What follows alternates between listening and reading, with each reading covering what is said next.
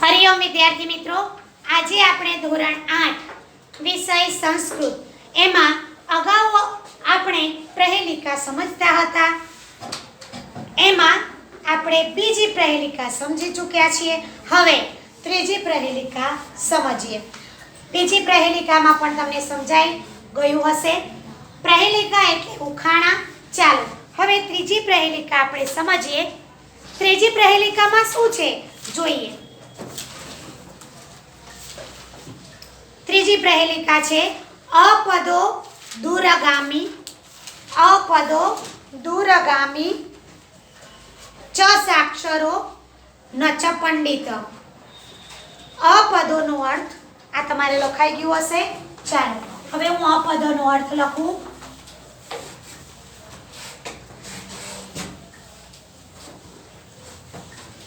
ચાલો, અપદો એટલે પગ વિનાનો. પાદહ એટલે પગ થાય. આ બધું આપણે સમજી ચૂક્યા છીએ, બરોબર. અપદો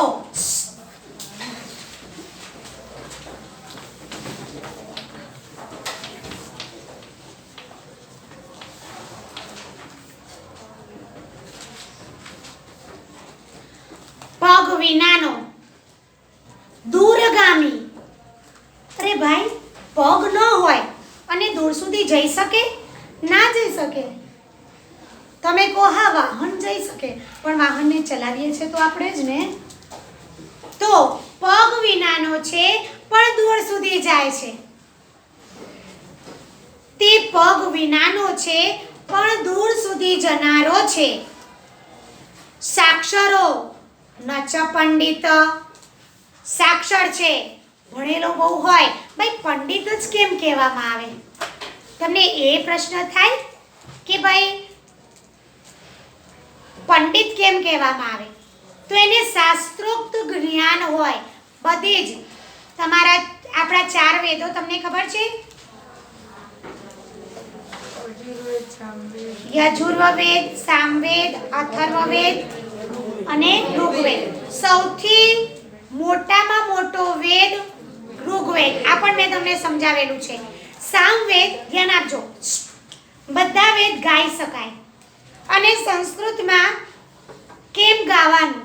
કે ભાઈ ગાવાનું એટલા માટે કે તમને જેમ ગીત જલ્દી પિક્ચરના ગીતો કેવા યાદ રહી જાય, કારણ કે એ તમે ગાઓ છો એટલે તમને યાદ રહી જાય છે. શ્લોક વેદ ખૂબ મોટા છે, એને ગાઈને જલ્દી તમે એનું સરળતાથી એને સમજી શકો, એને યાદ રાખી શકો, એટલા માટે ગાવાનું. હસવા માટે ગાવાનું નથી કે મોજ માટે ગાવાનું નથી.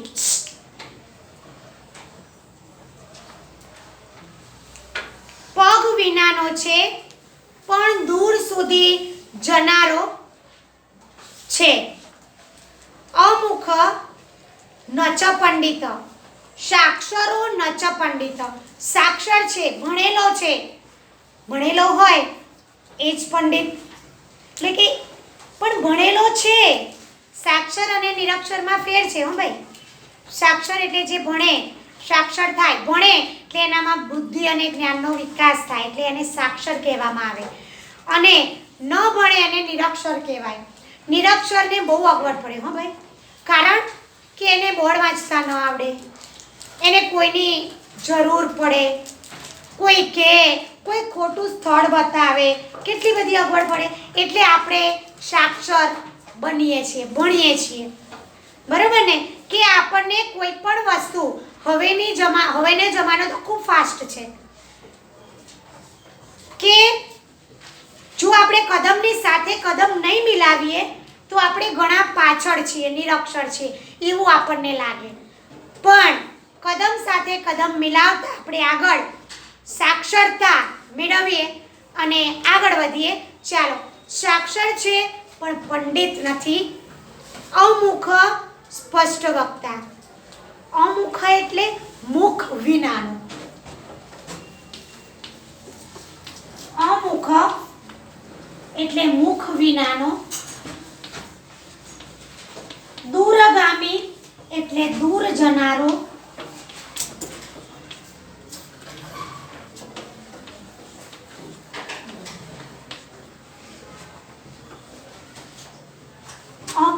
એટલે મુખ વિનાનો. તે મુખ વિનાનો છે છતાં સ્પષ્ટ વક્તા એટલે સ્પષ્ટ બોલનારો છે.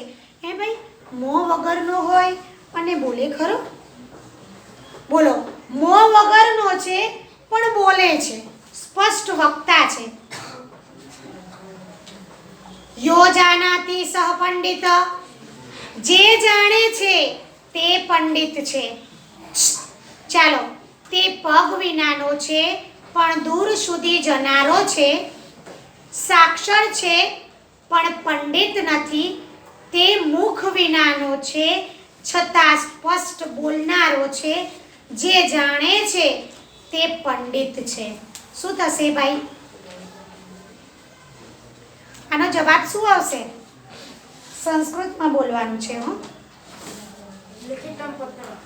લિખિતમ પત્ર એટલે લખેલો પત્ર. કેવી રીતે જુઓ? પગ વિનાનો છે, લખેલો પત્ર. પગ વગર એક જગ્યાએથી બીજી જગ્યાએ જાય છે, બરોબર? સ્પષ્ટ વક્તા છે, એને મોં નથી, છતાં જે લખેલું છે બધું આપણને સમજાય. દૂર સુધી જાય છે, દૂરગામી. સાક્ષર છે પણ એ પંડિત નથી, મોં નથી અને છતાં સ્પષ્ટ વક્તા છે. લિખિત પત્ર. ચાલો, ભાષાંતર લખીશું આપણે. તે પગ વિનાનો. ત્રીજી પ્રહેલિકા જે રીતે મેં તમને અગાઉ કીધી એ રીતે ડોટ ડોટ કરી અને લખવાની અને પછી ભાષાંતર લખવાનું છે. ચાલો લખો. તે પગ વિનાનો છે. લખો બધા.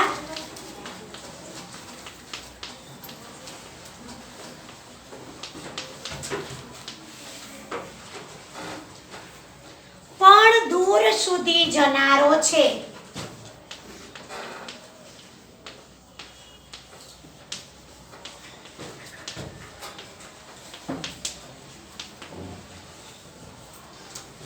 સાક્ષર છે પણ પંડિત નથી. સાક્ષર છે પણ પંડિત નથી.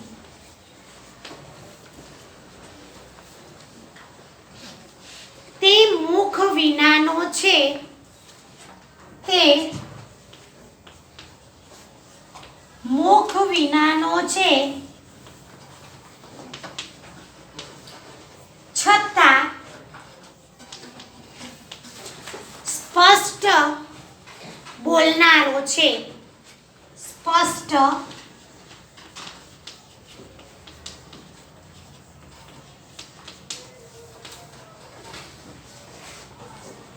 જે જાણે છે તે પંડિત છે. સંસ્કૃતમાં અને ગુજરાતીમાં બંનેમાં લખીશું. લિખિત પત્ર, લખેલો પત્ર. લખી લો વિદ્યાર્થી મિત્રો.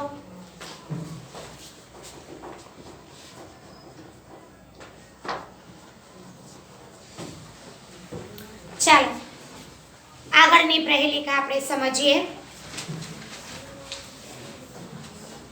બધાને આવડે તેવું જ છે. પર્વતાગ્રે રથો યાતિ ભૂમૌ તિષ્ઠતિ સારથી ચલતી વાયુ વેગેન પદમેકમ ન ગચ્છતિ. વિદ્યાર્થી મિત્રો, તમને ખબર છે ગચ્છતિ એટલે શું થાય? આ ક્રિયાપદો આપણે ખૂબ સારી રીતે સમજ્યા છીએ.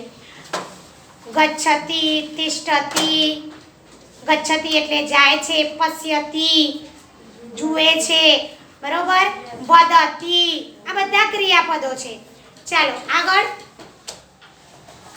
ધ્યાન આપજો વિદ્યાર્થી મિત્રો. પર્વતાગ્રે ખૂબ ઇમ્પોર્ટન્ટ પ્રહેલિકા છે. એક શબ્દ ધ્યાન રાખી અને લખજો. સંસ્કૃતનું ગુજરાતી. પર્વતાગ્રે. અગ્રે એટલે ટોચ પર, પર્વતની ટોચ પર. પર્વત હોય એટલે પર્વત. પર્વતની ટોચ પર, પર્વતાગ્રેનો અર્થ થાય, આ લખાઈ ગયું હશે તમારે, લખી લો પર્વતાગ્રે,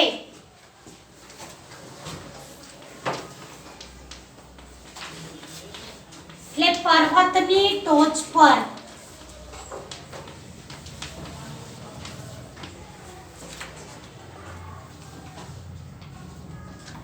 રથો, રથો એટલે રથ. યાતિ એટલે ચાલે છે. રથો એટલે રથ, યાતિ એટલે ચાલે છે.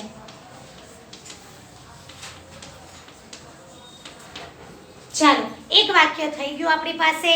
પર્વતાગ્રે રથો યાતિ, પર્વતની ટોચ પર રથ ચાલે છે. ભૂમૌ તિષ્ઠતિ સારથી, ભૂમૌ નો અર્થ થાય ભૂમિ. લખો વિદ્યાર્થી મિત્રો ભૂમૌ.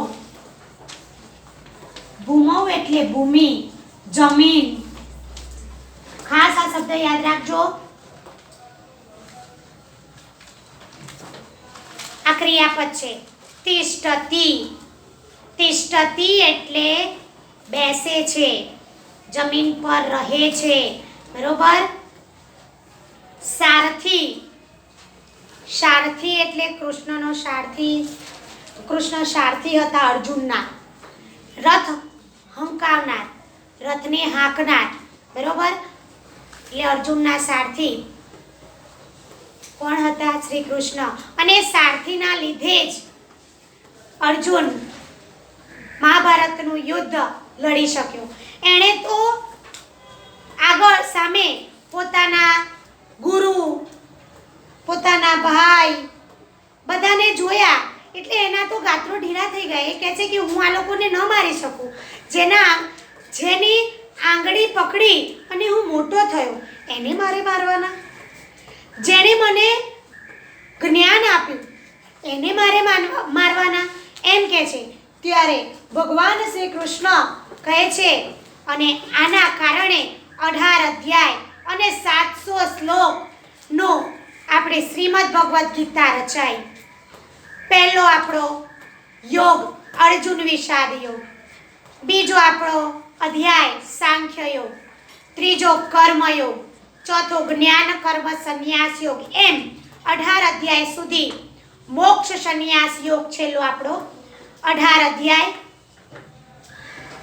અને શ્રીમદ ભગવદ્ ગીતા જેણે ધર્મ પુસ્તક છે હિન્દુઓનું, જેણે વાંચીને એ જીવનના દરેક કોયડા ઉકેલી શકે.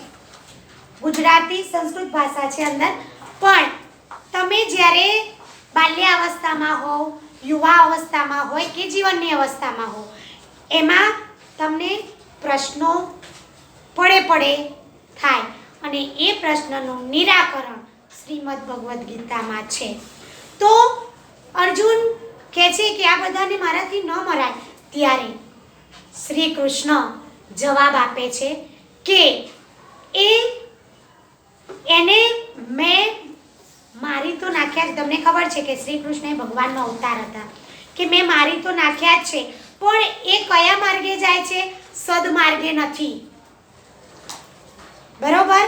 સદમાર્ગે જનારાનો ભગવાન સાથ આપે, પણ સદમાર્ગે ન જાય ને એને ભગવાન સાથ આપતો નથી. વિદ્યાર્થી મિત્રો, તમે એવું વિચારો કે મને તો કોઈ જોતું નથી, પણ આપણી અંદર રહેલો ભગવાન તો જોવે છે ને જોવે છે. કર્મનું ફળ તો આપણે આ જન્મમાં અને અહીંયા જ ભોગવવાનું છે. એટલે ભગવાન કહે છે શ્રી કૃષ્ણ કે એને તો મેં મારી દીધેલા છે, તારે ફક્ત નિમિત્ત માત્ર બનવાનું છે, નિમિત્ત બનવાનું છે. ભગવાન, તમને ખબર છે કે ભગવાન માથે લેતા નથી. કોઈ પણ વ્યક્તિ મૃત્યુ પામે તો કોઈ એવું કહે કે ભાઈ કોઈ એક્સિડન્ટમાં મરી ગયું, કે કોઈને એટેક આવ્યો, કે કોઈને કોઈ ગાય આડી આવીને મરી ગયા, બરોબર, આવી રીતે. પણ એકચ્યુઅલીમાં જન્મ છે એનું મૃત્યુ નિશ્ચિત છે, બધાને ખબર છે. તો આ જન્મમાં આપણે એવું સારું કર્મ કરીએ કે શ્રી કૃષ્ણ અને રામ જેવા અવતારને હજુ આપણે યાદ કરીએ છીએ 5000 વર્ષ પહેલા થઈ ગયા છતાં પણ આપણે તો આપણા રમેશભાઈ ને મગનભાઈ કોણ યાદ કરે? કારણ કે એમણે સારું કામ જ નથી કર્યું. સારા કર્મ કર્યા હોય તો યાદ કરીએ ને. તો આ જીવનમાં 184 અવતાર આપણે ફરીએ ત્યારે મનુષ્ય અવતાર મળે વિદ્યાર્થી મિત્રો. અને આ મનુષ્ય અવતાર જ એવો છે જે બુદ્ધિથી વિચારી શકે છે. શ્રેષ્ઠમાં શ્રેષ્ઠ આપણને બુદ્ધિ આપી છે. બધા જ જે પ્રાણી છે, પક્ષી છે, એનાથી કંઈક વિશેષ છે આપણામાં. શું છે? બુદ્ધિ. અને એનો આપણે ઉપયોગ કરવાનો છે. પણ એ બુદ્ધિનો આપણે સચોટ માર્ગે ઉપયોગ કરીશું. ચાલ આગળ. પર્વતની ટોચ પર ચાલે છે, પર્વતાગ્રે રથો યાતિ, ભૂમો તિષ્ઠતિ સારથી, અને તેના સારથી ભૂમો જમીન પર રહે છે. કેવું? રથ ઉપર ચાલે અને એનો સારથી નીચે હોય, ચાલતો હોય. રથ ચાલે, સારથી બેઠો હોય તો જ રથ ચાલે ને. તો પર્વતની ટોચ પર રથ ચાલે છે અને એનો સારથી જમીન પર બેઠો છે. બોલો. ચાલો આગળ જોઈએ. ચલતી વાયુ વેગેન. ચલતી એટલે ચાલે છે, આ ક્રિયાપદ છે હો. ચલતી, ચલતી એટલે ચાલે છે. વાયુ વેગેન, વાયુ એટલે જેમ ઝડપથી ચાલે ને એમ વાયુના જેવા વેગથી. હમણાં જ આપણે જોયું કે ભાઈ તાઉતે વાવાઝોડું આવ્યું ને ઘણું નુકસાન થયું. વાયુ દેવ છે ભાઈ, અગ્નિદેવ છે, જેની મસ્કરી ન થાય. વાયુના વેગેથી આ ચાલે છે. બોલો. રથ પર્વતની ટોચ પર ચાલે છે, સારથી નીચે બેઠો છે. અને એ બોલો એ રથ કેવો ચાલે છે? વાયુ વેગે ઝડપથી ચાલે છે. પદમેકમ ન ગચ્છતિ. અને રથ એક જગ્યાએથી બીજી જગ્યાએ જતો પણ નથી. રથ હોય તો એક જગ્યાએથી બીજી જગ્યાએ જાય ને, પણ એક ડગલું પણ પદમેકમ, ધ્યાન રાખજો, પદમેકમનો અર્થ થાય એક ડગલું પણ ન ગચ્છતિ, ચાલતો નથી. ચાલો, એક ડગલું જતો નથી. પર્વતની ટોચ પર રથ ચાલે છે અને સારથી જમીન પર રહે છે. વાયુના જેવા વેગથી ચાલે છે પણ એક ડગલું જતો નથી. શું હશે ભાઈ? સંસ્કૃતમાં બોલવાનું છે ભાઈ. શું હશે?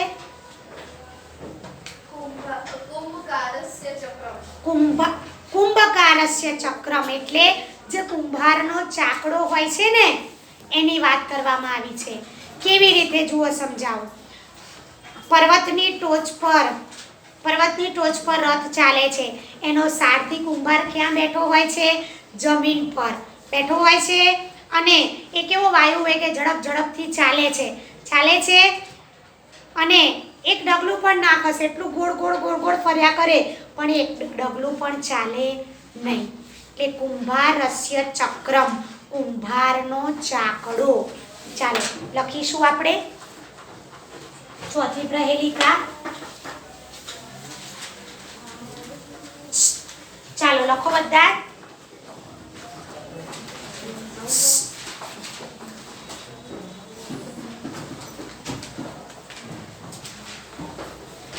પર્વતની ટોચ પર લખો. પર્વતની ટોચ પર ચાલે છે.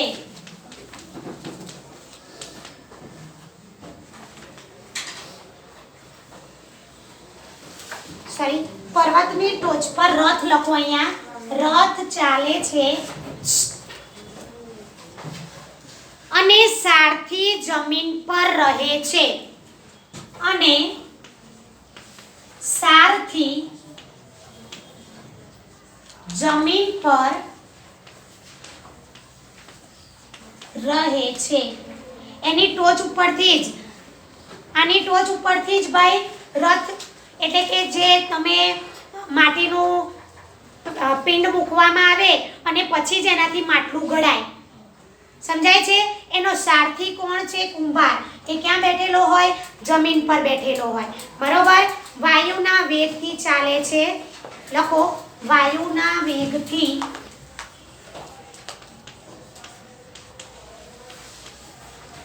ચાલે છે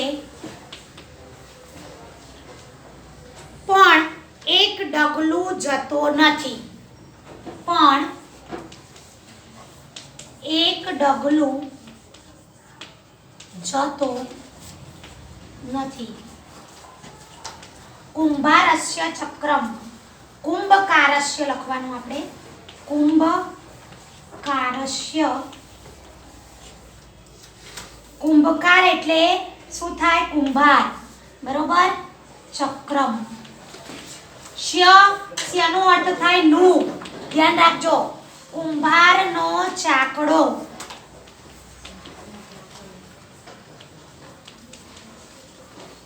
વિદ્યાર્થી મિત્રો, તમારે ચોથી પ્રહેલિકા પણ ડોટ ડોટ કરીને લખી લેવાની ને પછી ભાષાંતર લખવાનું છે. આગળ ચાલો, આગળ આપણે પાંચમી પ્રહેલિકા સમજીશું. ખૂબ સુંદર છે, ધ્યાન આપજો. સુવર્ણસ્ય સુવર્ણસ્ય સુવર્ણસ્ય ચ જાનકી. અહીંયા 3 વાર સુવર્ણસ્ય સુવર્ણસ્ય લખેલું છે. પ્રેસિકા તવ રામેણ સુવર્ણસ્ય ચ મુદ્રિકા. અહીંયા રામાયણની પ્રહેલિકાની વાત છે. સુવર્ણસ્ય 3 વાર છે, તો એનો અર્થ પણ અલગ છે. ધ્યાન આપજો વિદ્યાર્થી મિત્રો.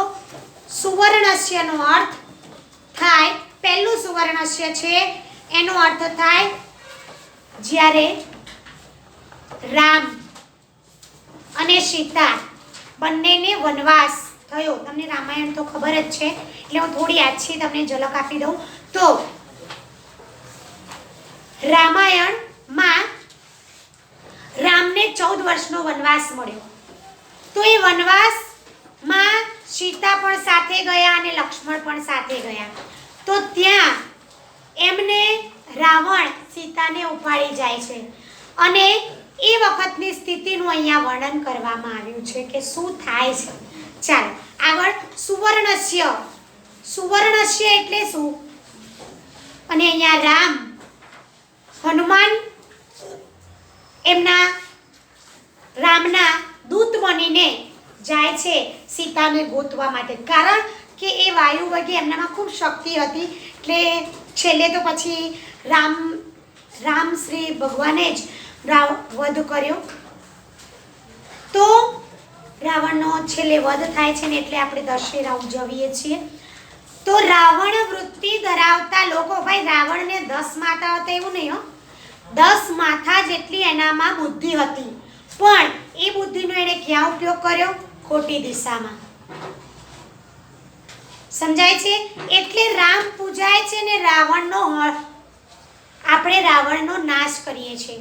કે રાવણ વૃત્તિ આપણા જીવનમાં પણ હોવી જોઈએ નહીં. કેમ દર વર્ષે દશેરા ઉજવીએ છીએ? દશેરા બધા ઉજવે છે ને ફટાકડા ફોડે છે ને રાવણનું પૂતળું બનાવવાનું ને બધા ફોડે ને ફાફડા જલેબી ખાવાના. એટલા માટે નહીં. એટલા માટે નહીં દશેરા. કેમ દશેરા? દશેરા કેમ? તો આપણી બુદ્ધિને ખોટા માર્ગે જવા દેવાની નથી. બુદ્ધિને સાચા માર્ગે અને સચોટ માર્ગે વાળીશું તો આપણે જગતમાં પૂજાઈશું. આપણે પૂજાવું તો નથી, પણ એટલીસ્ટ આપણે આપણું સ્તર તો બનાવવું છે કે આ વ્યક્તિ પર વિશ્વાસ થાય એવું સ્તર બનાવવું છે ને. તો એના માટે આપણે બુદ્ધિને સારા માર્ગે લઈ જવાની છે. સમજાય છે? ચાલો આગળ.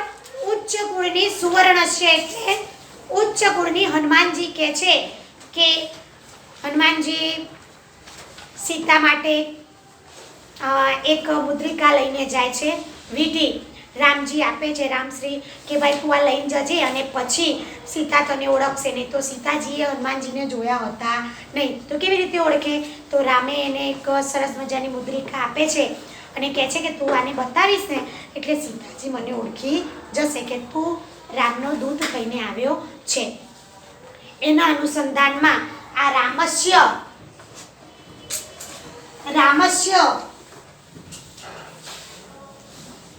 તમને કહું શ્ય, તમને આ ષષ્ઠી વિભક્તિ એક વચનનું રૂપ છે. બરોબર, આપણે આ રૂપો સમજી ચૂક્યા છે અગાઉ પ્રથમ સત્રમાં. તો સુવર્ણસ્ય રામસ્ય, રામનું. બરોબર, એમ અહીંયા હનુમાન કહે છે કે ઉચ્ચ કુળની, સુવર્ણસ્ય એટલે ઉચ્ચ કુળની. સીતાજી કેવા છે? સુવર્ણસ્ય એટલે ઉચ્ચ કુળના છે. એમનું કુળ પણ કેવું? ઉચ્ચ. સુવર્ણસ્ય એટલે પહેલો સુવર્ણસ્ય છે એનો આપણે આ અર્થ કરવાનો છે ઉચ્ચ કુળની.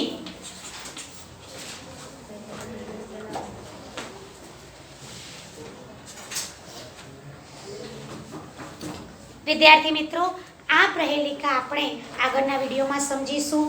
અહીંયા આપણે આપણો વિડીયો પૂર્ણ કરીએ છીએ. હરિઓમ વિદ્યાર્થી મિત્રો, ટેક કેર.